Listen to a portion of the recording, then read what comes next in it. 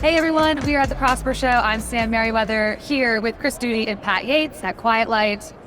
Let's chat about some popular questions we've been getting today. A lot of people have been asking, why not go direct with an aggregator? Like, why go the route of working, whether with a broker or consulting with a variety of buyer types? What are your thoughts on this? Yeah. Well, I think kind of one, there's like a misconception in terms of, what the buyer pool is actually consisting of. And so, if you think about Quiet Light over the last year, only 30% of SBA businesses were sold to aggregators. Wow. And so, there's 70% of other buyers, and those consist of all sorts of other people, whether that's private equity funds, family offices. Like, we know that the great resignation of, high net worth or executive individuals that have bought their house in Aspen and now want to work remotely from there, ultimately they want to buy these types of businesses too. And so I think it's really important that you don't just go to one person, that you're ultimately building a market for yourself, and that ultimately if you have multiple people that are interested in your business, then that's going to put upward pressure on the multiple. It definitely does, and I think one of the things, we have some sayings sort of float around in this. Number one, you don't know what you don't know. So it's okay. I mean, anybody could put a business to market, anyone can talk to an aggregator, potentially get an offer, but it's one thing to get an offer. It's another thing to actually close a deal. Yeah. And going through that diligence alone could be very scary for a lot of people. I don't think they really think about that. They hear the number, they get excited, but they don't think about the process. Now, at Quiet Light, I think it's a little bit different. We want to give them guidance, and at the end of the day, we only care that they exit at maximum value. So if they do that, it's okay. But it's kind of like thinking about it. I think Chuck's the one that says it well, that if you had one person knock on your door and you just agreed to sell them your house at whatever price they gave you, are you really going to do that? And the truth is probably not. And I think it's very good to be able to try to look at that and make sure that a broker can give you an idea of what the business is really worth, even if you still go direct. Yeah, you could argue it would be insane to sell your house to the first person that comes and knocks on your door. Right. Would you say there's differences between negotiating with aggregators versus individual buyers or private equity firms, or is it the process very similar?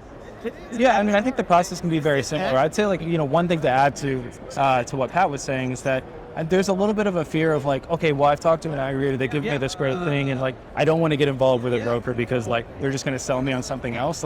We're here as advisors. 99% of the time that we spend with sellers are just advising them, and the 1% is actually the sales process. And so don't be afraid to just reach out to us and say, hey, I have this thing from an aggregator. What does it look like? What does it compare to other things? We're happy to give that advice out. That doesn't mean that we're all of a sudden, you sign a contract with us and you have to sell through Quiet Light. We're here for that advice, and I think that conversation would spark exactly the conversation that we're having here, which is that there are alternatives, and we really do want to build a market for your business. Right. And additionally, something people don't think about, let's say you're selling $1 million business, you have a $100,000 fee based on the Quiet Light fee structure.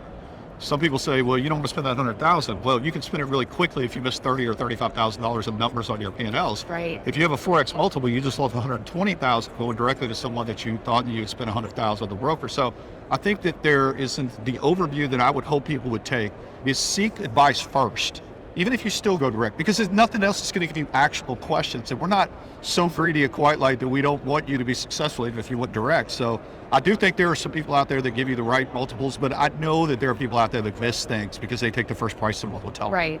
I mean, and both of you, as well as all of our advisors, have done this, right? Bought, built, sold companies. So you get it. You're not in the business of just churning over deals. Yeah, for definitely. sure. Yeah. Cool. I think there's a misconception too. I think some people think, well, there's a buyer here and there's me here. I've worked to build my business. There's only one person in there taking a little bit of that piece. And sometimes they think maybe it's a little bit disingenuous. The truth is, the people at Quiet Light, like Chris, I listen to him, and I don't mean to say this in front of him right on video, but he sent some emails, probably the most unbelievably smart emails. There's so many smart people there that can help them maximize that exit. It's well worth what you're going to put into it because the opportunity that goes forward. I'll give you a great example. I had one business in 2021 I sold. We were going to do it about 1.2 million roughly, and then I started looking deeper at his financials. He just gave me an overview. Looking at his financials, he was on cash basis. And not only did I not flip it on there, I made him go to CapForge, redo his entire financials. He ended up selling for over $2 million. Wow. So there was a lot of money at stake that he didn't realize, and if he'd have talked to that same group right away, it would have been $800,000 or $900,000 difference now. So I told the people that bought it that story, they didn't think that was great, but it was still good for him. That's for sure. Yeah, and I would say one more thing. If you're unwilling to talk to a broker and you just have an aversion to it, then just please read Joe Valley's book, The Entrepreneur, because at the very least, you don't have to talk to anyone. You can read the book, and it will help you understand ultimately how to value your business and how at least the people that you're going to be selling your business to should be valuing it if they're not already. Right. Yeah. Tons of good content in that book. And to back up what he's saying about the Entrepreneur Playbook, what that does such a good job of is making you understand the complexity that's there. So if you think you can take on what was in that book before you read it, then you're ready to sell direct. If you don't, if you got nervous and the marks the pages, then you need to make sure that you go to someone. And that's why we try to educate people about it. Because we're never going to list all the businesses that come into Quiet Light. But we definitely want to prepare them to maximize their exit, because I like to use the words that we're entrepreneur centric, because it's all about them and maximizing their exit. So we feel like we give them as good advice as we can, and they shouldn't be nervous about reaching out and talking to Chris or I or any of our brokers for that matter, because we don't put on a hard sell. We're not trying to put them in a business sale today. Right. It's not what we do. We educate and help people get the most out of their business. They work so hard. Yeah, and I think it's worth like asking the question to yourself as a seller, like, why are these aggregators spending so much money on outreach, on their M&A teams, on advertising towards the idea of buying sellers? And like, just answer that question for yourself. What's in it for them in doing all of that? Yeah, absolutely.